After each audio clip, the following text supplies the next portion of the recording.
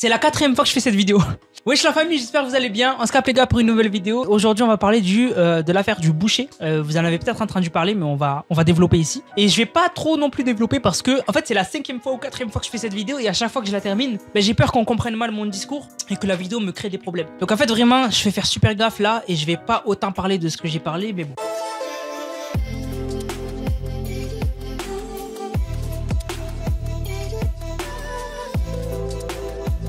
Du coup, aujourd'hui les gars, on est parti et on va parler de un compte TikTok qui s'appelle La Puissance 06. Et en fait, du coup, c'est un arabe qui tient une boucherie chez Carrefour. Donc en fait, vous le verrez sur ses vidéos à la toque qu'il a, il y a le logo Carrefour. Donc c'est pas sa propre boucherie, c'est une boucherie de Carrefour. Qu'est-ce qui s'est passé? Il a fait des vidéos qui ont vraiment suscité la polémique. Juste, tu vois le nombre de vues des vidéos, tu comprends. Déjà, il a fait cette première vidéo, ça va vous mettre dans le contexte où en fait, du coup, il commence la vidéo et il dit ce que les arabes ne pourront jamais manger. Je vous mets la vidéo. Que les arabes pourront jamais goûter.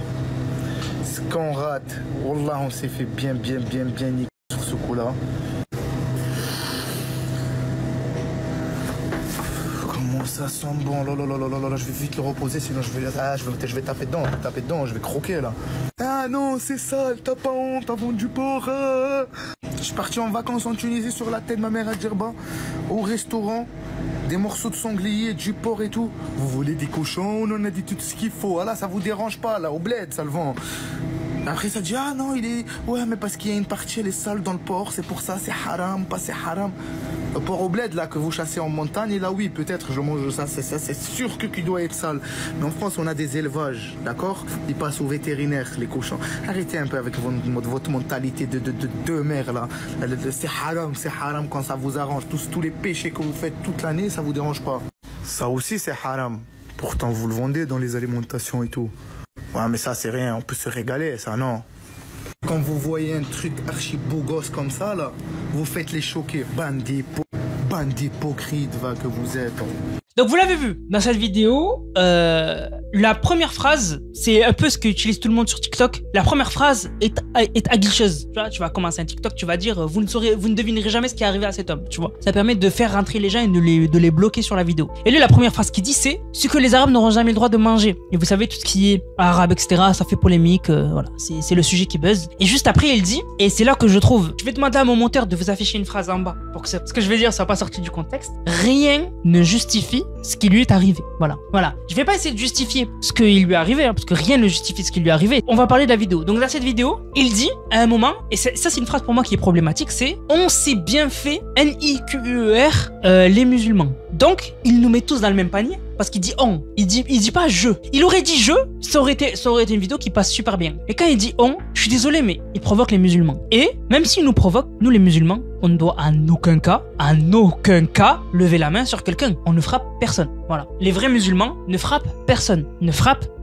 Je le répète. Voilà. Et c'est pour ça qu'en bas de la vidéo, là, il y a écrit rien ne justifie ce qui lui est arrivé. Voilà. Donc même si on nous insulte, faut ignorer en fait. Et en fait, dans cette vidéo, c'est vrai que ça peut faire du mal qu'ils disent on s'est fait niquer. Mais il a le droit de le dire. Et il a décidé de le dire, c'est son libre arbitre. Voilà. Mais par contre, dans cette vidéo, outre les insultes et les provocations, parce que ça on ignore, on s'en fiche, c'est sa vie, il fait ce qu'il veut. Par contre, il a raison à un moment. Le titre, enfin, le texte qu'on a sur la vidéo, c'est bande d'hypocrites. Pourquoi il nous traite d'hypocrites? Parce que dans sa vidéo, il explique qu'il y en a certains des musulmans qui lui disent t'as pas honte, t'es musulman et tu vends du porc et tu fais la promotion du porc, alors que dans le lot, il y en a qui fument la chicha. Pour ne citer que la chicha. Là, ma vidéo n'a pas pour but de vous faire un rappel, hein. Chacun sa vie, hein. Chacun sa vie. Il y en a qui fument, il y en a qui boivent, etc. Chacun sa vie.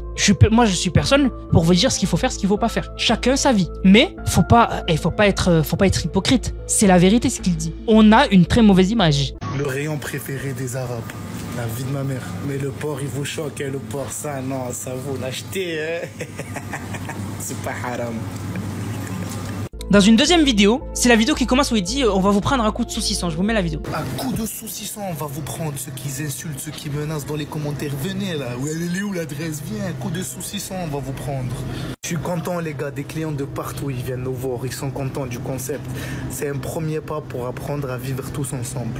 Ceux qui mangent halal, ils mangent halal. Ceux qui mangent du cochon, ils mangent du cochon. On a fait 2 parties dans la boucherie. Et on mélange pas les deux, vous inquiétez pas. C'était une expérience sociale quand je disais ouais, nanana, oui, tout est bon dans le cochon, mais rigolez un peu, apprenez à vivre ensemble. Là, ouais, je suis content, voilà, que je suis grave content de ce que je viens de faire. Regarde. Regardez juste le pourboire d'aujourd'hui, tellement les gens ils sont contents. Les tomates, la farce, les saucisses, le jambon. Le jambon ta'addar, on t'a dit. Et là on arrive la partie halal pour tous mes khouya et mes khouyettes. Faux filet halal, bavette halal, steak haché, ce que vous voulez. Voilà.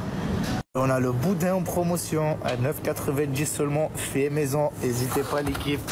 On apprend à vivre ensemble dans le respect l'équipe.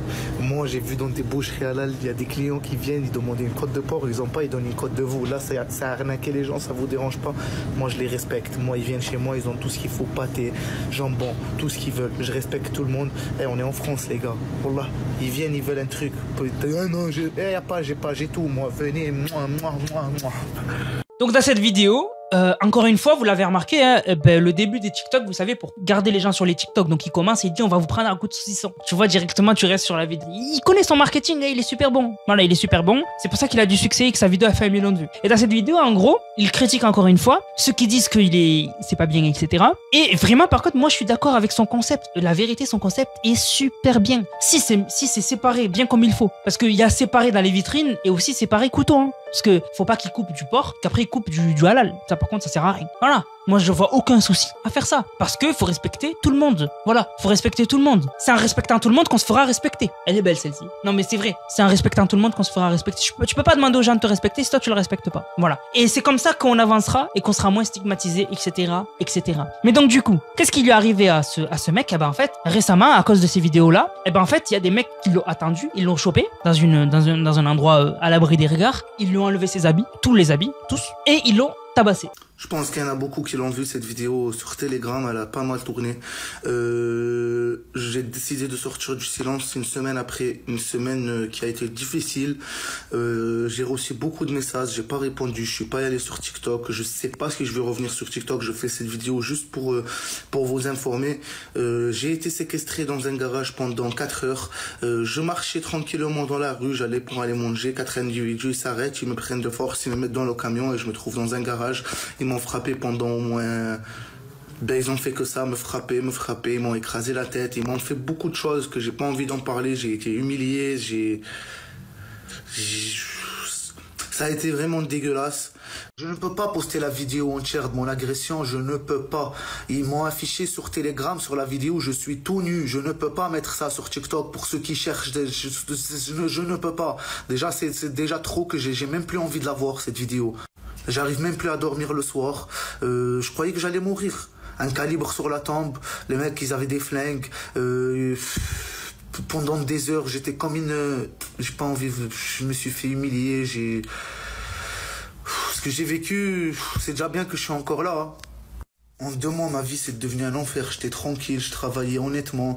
On m'a cassé mon magasin. Je me suis fait menacer. On est venu jusqu'à chez moi. Je pouvais plus vivre tranquille. Finalement, un vendeur de drogue, il vit mieux qu'un boucher qui vend du porc.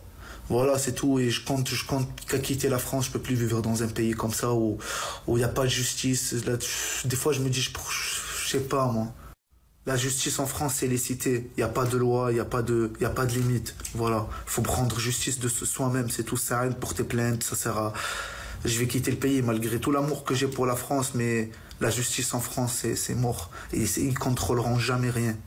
Ce qui lui est arrivé, c'est trop grave. Et moi, je comprends toujours pas pourquoi il a pas porté plainte. Peut-être qu'il a peur. Je pense qu'il a peur. Mais surtout.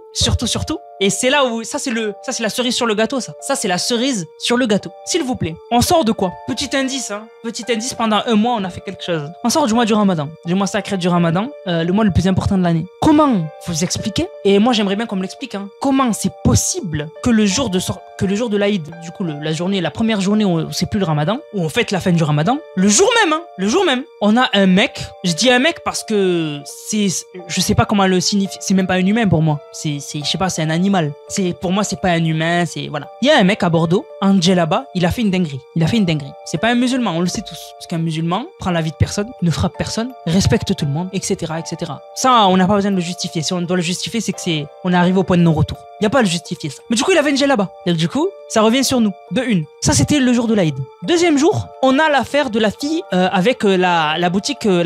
Et pour le troisième cas, on a eu cette affaire-là du boucher. Comment on explique qu'en sortie du Ramadan, le mois sacré, il arrive ces 3 dingueries d'affilée? Comment c'est possible? Comment c'est possible que des musulmans se sentent offusqués que ce mec-là les ridiculise, entre guillemets, alors que ce mec, tu le bloques, tu le revois plus jamais de ta vie? Comment c'est possible que des musulmans se sentent offusqués, l'ont attendu, l'ont tabassé? Un musulman, putain, mais comment c'est possible? Un musulman ne frappe pas. En fait, là, vous lui avez donné raison. Pourquoi les gens ne réfléchissent pas? Ils lui ont donné raison. Il y a des gens qui vont lui dire, mais oui, t'as raison, ils sont hypocrites et en plus ils osent lever la main. Moi, j'ai un petit message à faire passer. Est-ce que vous pouvez l'entendre, s'il vous plaît? Si vous êtes musulman et que vous regardez cette vidéo, et même si vous avez rien à vous reprocher, s'il vous plaît, est-ce qu'on peut se faire une promesse? De se dire qu'à partir d'aujourd'hui, au moment où vous regardez la vidéo, on va faire super gaffe à notre comportement, au respect des autres, au respect de tout le monde. Vraiment. Bref, du coup, la famille, j'espère que la vidéo vous a plu. Si c'est le cas, n'hésitez surtout pas à liker, commenter, partager. On se capte, les gars, pour une prochaine vidéo. C'était Nanas, prenez soin de vous. Bang, bang, bang.